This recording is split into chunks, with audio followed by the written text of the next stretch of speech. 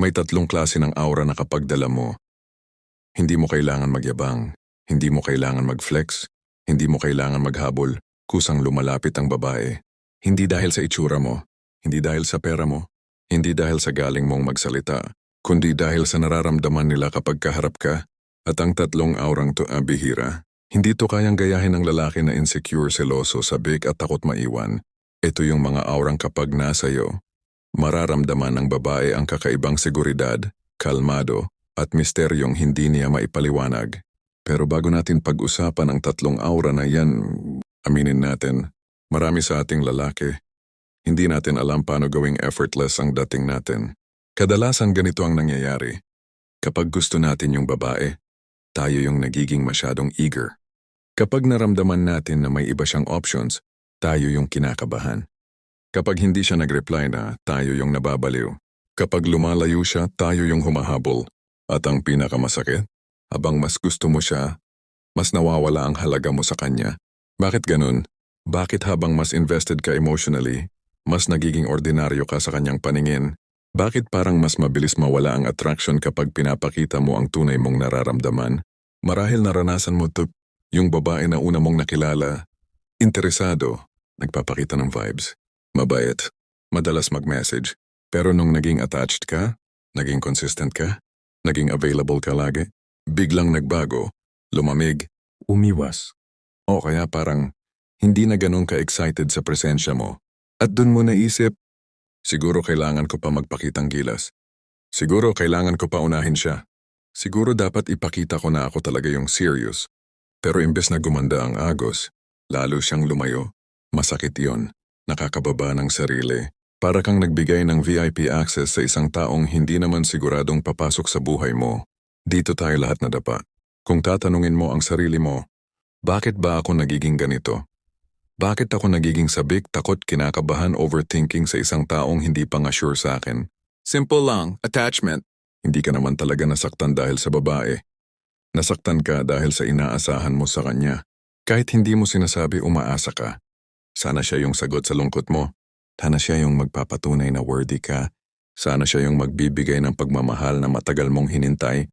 Sana siya yung magpupuno sa parte mong matagal ng butas. At dahil umaasa ka, nawawala ang aura mo. Nawawala ang angas na natural na nasa iyo. Nawawala ang tahimik mong lakas. Nagiging dependent ka sa reaction niya. Nagiging reactive ka sa mood niya. Nagiging alipin ka ng attention niya. Yan ang pumapatay ng attraction. Hindi ang pagkabait mo. Hindi ang pagmamahal mo. Hindi ang effort mo, kundi yung attachment na nararamdaman nila. Kasi ramdam ng babae kung ikaw ba ay grounded o desperado. At dito papasok ang stoicism. Hindi para maging manhid, kundi para maging malaya. Sabi nga ni Marcus Aurelius, kung ang bagay ay wala sa kontrol mo, huwag mong hayaang kontrolin ang loob mo. Ito ang sikreto ng unang aura ng lalaki na gusto ng mga babae, ang lalaking hindi natitinag. Ang grounded man ay hindi nagmamadali, hindi nag-overthink, hindi naghahabol ng validation. Bakit? Kasi alam niyang ang sarili niyang emosyon. Sa kanya ang huling salita. Isipin mo to, nasa date kayo, hindi siya ganun ka-expressive. Hindi siya ganun ka-talkative. Minsan nakatingin sa phone.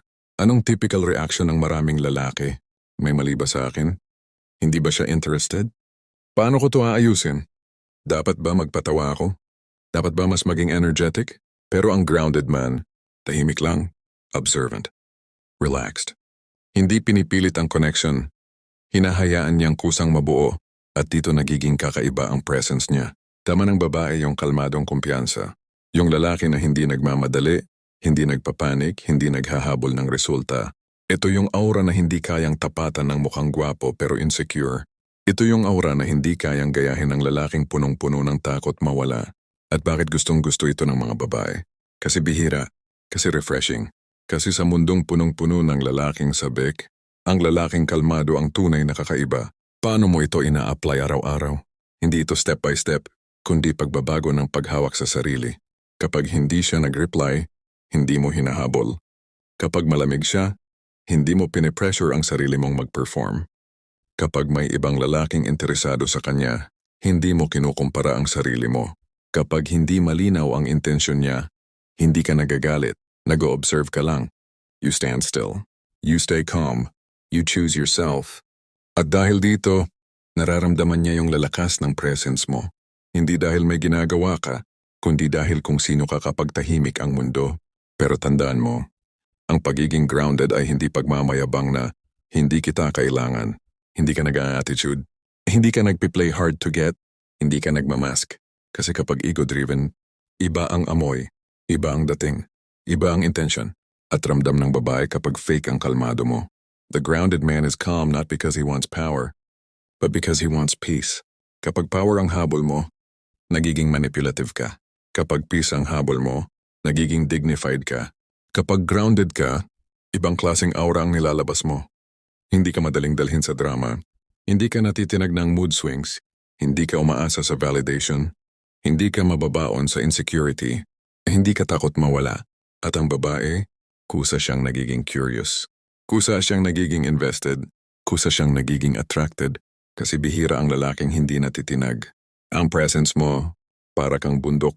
Hindi mo kailangan gumalaw para mapansin. Hindi mo kailangan sumigaw para maramdaman. Nararamdaman ka nila dahil matatag ka. Pangalawa, ang lalaking misteryoso pero kalmado. Kung ang unang aura ay ang lalaking grounded, ang pangalawa ay ang lalaking hindi obvious pero hindi rin malamig. Hindi ito pa hard to get. Hindi ito pa suplado. Hindi ito ginagamit para paamoy ng babae. Ito yung aura ng lalaking. Hindi maingay pero malalim. Hindi clingy pero consistent. Hindi showy pero genuine. Hindi nag-aangkin pero present. Hindi nagpapa-impress pero may dating.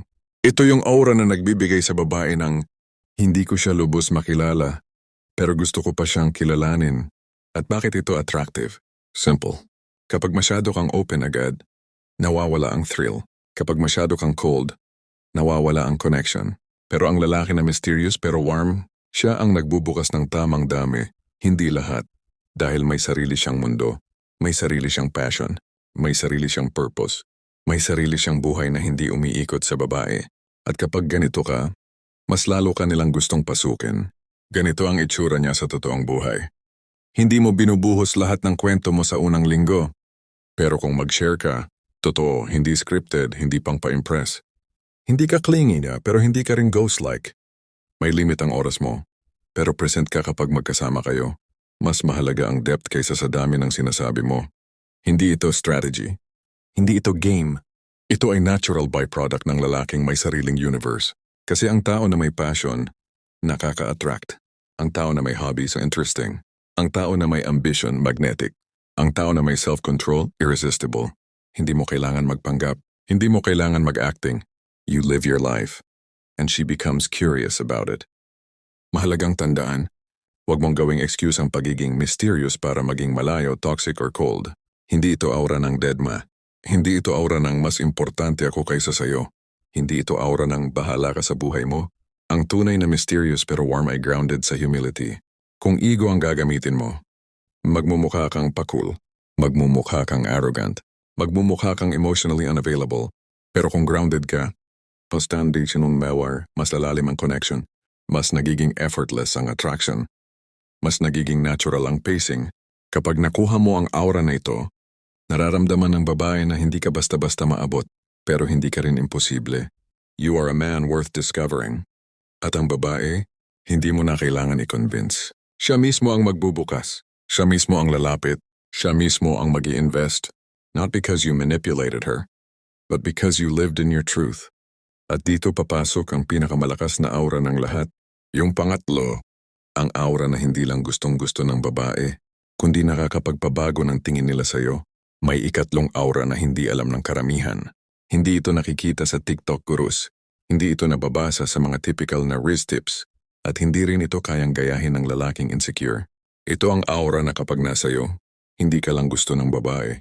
Nire-respeto ka niya, pinagkakatiwalaan ka niya, at hindi ka niya makalimutan kahit hindi kayo mag-usap. Ito ang pinakamalakas, pinakamahirap, at pinakabihirang aura ng lalaki. At kung kaya mong buhatin ang aurang to, hindi mo kailangang sabihin na iba ka. Ikaw mismo ang patunay.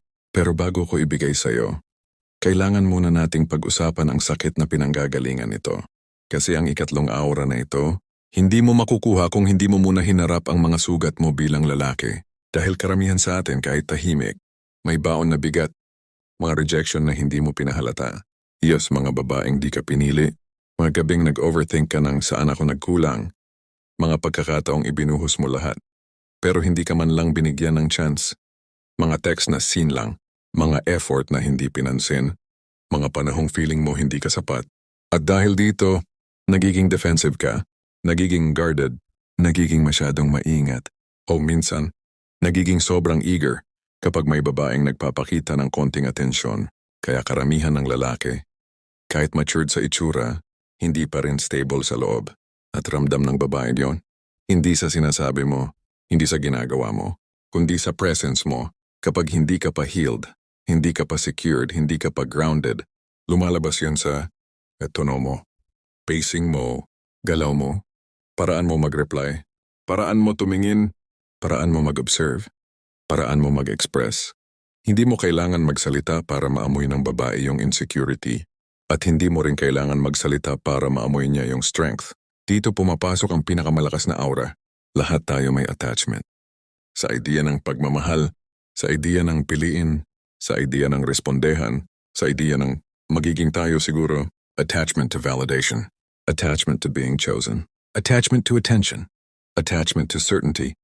At ang problema, kapag may attachment ka sa babae, nakikita niya yon as pressure, neediness, emotional hunger, insecurity, dependency. Kaya siya lumalayo, hindi dahil ayaw niya sa'yo, kundi dahil hindi niya gustong maging emotional source mo. Women are attracted to strength, not dependency, to presence, not pressure, to groundedness, not desperation. Kaya ang ikatlong aura, nagmumula sa lalaking walang takot na mawala ang hindi talaga kanya. Isang linya ni Epictetus ang pinakaugat nito. You lose only what you cling to. At dahil karamihan ng lalaki ay kumakapit, nawawala nila ang sarili. Pero ang lalaking hindi kumakapit, hindi siya nawawala. Siya ang hinahanap. Kaya ang ikatlong aura ay ito. Ang lalaking may direksyon at hindi umaasa sa atensyon ng babae. Ito ang uri ng lalaki na hindi kailanman nagmamadaling patunayan ang sarili. Hindi niya nilalagay ang identity niya sa responses ng babae. Hindi niya sinusukat ang halaga niya sa kung gaano siya gustuhin. Ito yung lalaking may sariling mission, may sariling path, may sariling standards, may sariling routine, may sariling mga pangarap, may sariling inaayos, pinapanday, tinatahak. At dahil doon, hindi mo siya madaling guluhin. Kung hindi ka mag-reply, okay. Kung mainit ka ngayon pero malamig bukas, okay. Kung may ibang lalaki sa paligid, okay. Kung busy ka, okay. Hindi dahil wala siyang pake, kundi dahil hindi nakatali ang mundo niya sa emosyon ng babae. Kapag nasa babae ang mundo mo o durog ka. Kapag nasa sarili ang mundo mo, lumalakas ka. Kapag nasa purpose mo ang mundo mo, hindi ka natitinag. At dito nagsisimula ang aura ng unbothered purpose. Hindi toxic, hindi manhid, hindi deadma. Isa lang, grounded na alam ang direksyon. Ito ang pinaka-sexy, pinaka-rare, pinaka-undeniable na aura sa lahat. Kasi habang ang ibang lalaki umiikot sa babae, ikaw umiikot sa purpose. Ganito ang itsura niya sa totoong buhay. Hindi ka nangingialam sa emotions ng babae. Minamasdan mo lang. Kung masaya siya, okay. Kung cold siya, okay. Kung inconsistent siya, okay. Hindi ka nagpapadala sa rush ng attraction. Hindi ka natatangay. Hindi ka nasisilaw. Hindi ka nagiging sabik. Nag-iisip ka. Nag-o-observe ka. Nagpaparamdam ka ng tama. Kung hindi malinaw ang intention niya, hindi ka maghahabol. Kung hindi siya consistent, hindi mo siya gagawin priority. Hindi mo sinusukat ang sarili mo sa attention niya. Kung busy siya, hindi issue. Kung slow siya mag-reply, hindi issue. Kung may oras siya sa'yo, bonus. Kung wala, okay. Hindi nagbabago self-worth mo depende sa mood niya. At ito ang naglalabas ng aura na gusto ng babae. Ang lalaking may sariling direksyon at hindi umiikot ang mundo sa kanya. Mahalaga ito. Huwag mong gawing excuse ang purpose aura para maging manipulative. Hindi ito mas importante ako kaysa sayo. Hindi ito bahala ka dyan. Kung ganun ang intention mo, ego yan, hindi stoicism. Kapag nasa iyo ang aura na ito, mapapansin mong biglang, nagiging gentle ang approach ng babae. Mas nagiging sweet siya. Mas nagiging present kapag magkasama kayo. Mas nai-inspire siyang irespeto ka. Mas nagiging curious siya sa buhay mo. Mas sinusubukan niyang maging part ng mundo mo. Mas nagiging invested siya emotionally. Mas malinaw at mas consistent ang effort niya. Bakit? Kasi sa wakas, nakakita siya ng lalaking hindi umaasa sa kanya para mabuo ang sarili. At yan ang pinaka-rare na lalaki ngayon. Most men chase. The wise man builds. Most men beg for attention. The wise man cultivates direction. Most men get swallowed by emotion. The wise man stays centered. At ang babae, hindi niya basta-basta pakakawalan ang lalaking may ganitong posture. Kasi alam niyang kapag pinakawalan niya, hindi mo siya hahabulin. Babalik ka lang sa sarili mong misyon. At yun ang pinaka-powerful na realization sa puso ng babae. Kung naramdaman mong ikaw to, kung napaisip ka, Kung may tinamaan sa'yo, kung gusto mong makuha ang tatlong aura na to sa totoong buhay, i-comment mo ang salitang tahimik pero may direksyon